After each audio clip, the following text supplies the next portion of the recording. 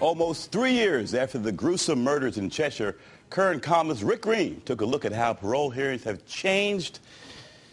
Here now with Rick Green. Oh, I was going to order some cold ones, but it's Sunday morning here. You know, I haven't seen you in a while. Good to see you. Good to see you, Stan. Saw your piece here. Actually, a great angle. Yeah. Following what's happening, those horrific murders in Cheshire. Right. You found a dysfunctional parole system, information, etc. You went and saw what happened 3 years later. What did you see? Like you said, I was curious how the parole process was working because, you know, it's not like inmates aren't getting out.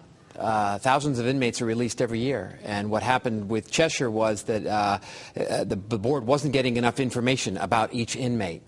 Now they get an array of information about each inmate, from a risk assessment about whether they might reoffend, to their pre-sentencing, to their likelihood of staying off drugs and alcohol. So, you know, it's a bit of a roll of the dice, but they have more information about each inmate coming before them.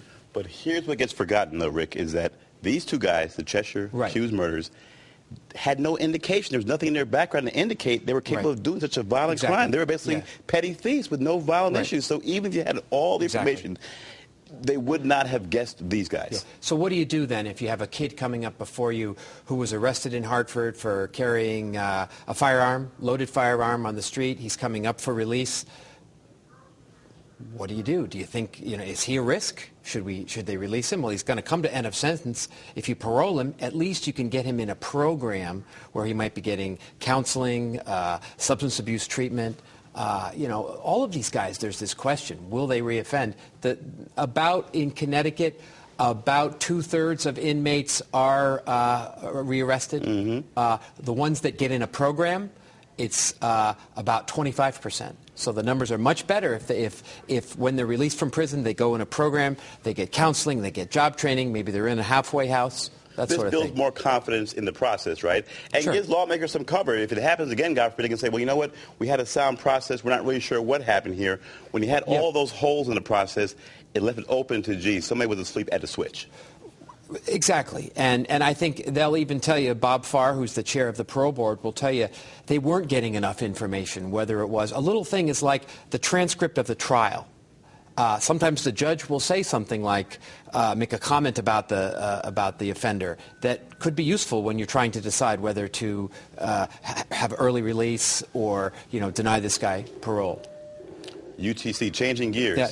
You had a column on UTC. I did. They went out. Won a lot of York. fans with that column. I saw that. Okay, you know, you were contrarian. I like that. But they basically blasted Connecticut for being unfriendly to business, right? And you were saying, hey, keep it in the family. Don't go outside and air dirty laundry. Elaborate a little bit. Listen, everybody knows we got to do something about the business climate in Connecticut. I agree. We need to talk about it.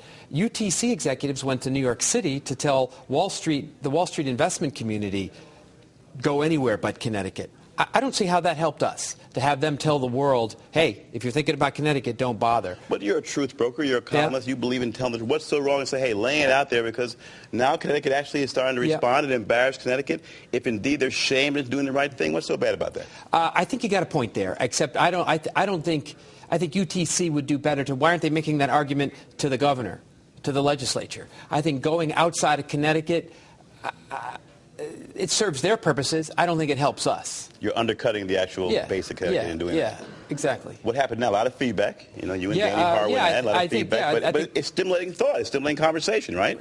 You got to give them UTC folks credit for bringing it up, because it's if Connecticut is going to begin to recover from this recession, we have to make this state more business friendly. And nobody's arguing that it is business friendly right now. Who's the next governor of Connecticut?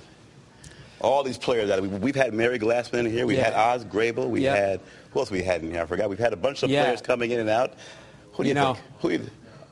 It seems like the money thing is going to be huge, Stan. You know, you got two millionaires from Greenwich who may be going head to head. You know, there aren't many journalists I meet who don't like what Oz Grable talks about. Right. He's sort of like the secret journalist's favorite. We had Dan Malloy here, by the way. Malloy. Malloy is still struggling to get some traction, although he's creeping up in the polls a little bit. It seems to be that guy has a story to tell. You have a great story in Stanford, right? Wonderful city. You wonder why that guy didn't get any more traction. Well, Malloy will tell you that as this gets more in the public's eye, he will have more traction. And he did creep up a little bit in the latest poll, if you notice. It's going to come down to, are you more comfortable, the electorate, with a business person or a person who has run government. Right. You got Foley and Lamont, who've never run a government. Right. You got Malloy, who has a pretty good record in Stanford. Right. Let's be honest. There are things you can do in business that you cannot do in government. Right. There are things and deals you can cut in business that get you arrested. You do it in the government. Tom Foley says he's going to come in and cut $1 billion. Really? How are you going to do that? Just right off the top? So yeah, I want to hear more from Malloy, but I think that the name recognition with Foley and Lamont is going to be tough to overcome. Who intrigues you? Who makes you say, if, could have, would have? I'll take the two from Simsbury. I'll take Griebel and Glassman. Okay. Yeah, intrigue me. I think they're dead in the polls, but they intrigue me. All right, real quick, about 30 seconds. Achievement gap, yeah. Right?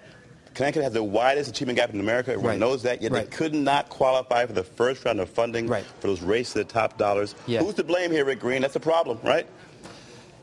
I think Connecticut needs a kick in the pants. I mean, it's hard to believe how long we've been talking about this achievement gap, and yet, again, we missed out on federal money to help. A lot of federal money. Big federal money. I think we need stronger leadership in the legislature. The unions? And the governor.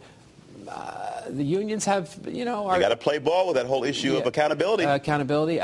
I think some people say we got to open things up more. You got to more charter schools. Money follows the kid. While you're opening things up, I'm holding things down here. They're giving me the hard rap side. Yeah. Thanks to all our guests, Mike Anthony, Fred McKinney, Francis Padilla, and Rick Green. You can send your show comments or requests, or you can watch us again at ctnow.com/Stan, and friend us on Facebook. Become a friend of the Stan Simpson Show. We're on Twitter, too, so look out for our tweets. Lori Perez and The Real Story are next. For the good folks here at Fox 61, I'm Stan Simpson. I'll see you next week.